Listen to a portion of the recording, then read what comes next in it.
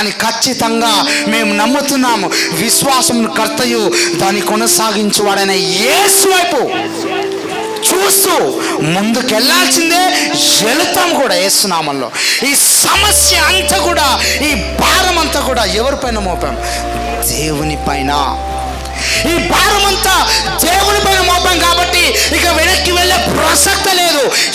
ఏది ఏమైనా సరే ముందుకే వెళ్ళాలి. నువ్వు కూడా గుర్తుంచుకో, ఈ సమస్య నిన్ను బాధిస్తుందా? అయితే నీ సమస్యను నువ్వు దేవునికి అప్పగించి నువ్వు ముందు కొనసాగు. ఇలాంటి అభిషేకాలను కొనసాగుతున్నప్పుడు అద్భుతంగా నువ్వు ఏ కార్యం అనుకున్నా కానీ ఆ కార్యం ఫటాఫట్ దేవుడు జరిగిస్తూనే ఉన్నాడు. ఎందుకంటే ఏదో నార్మల్ అభిషేకం కాదు, ఏదో ఆషామాష అనేది కాదు.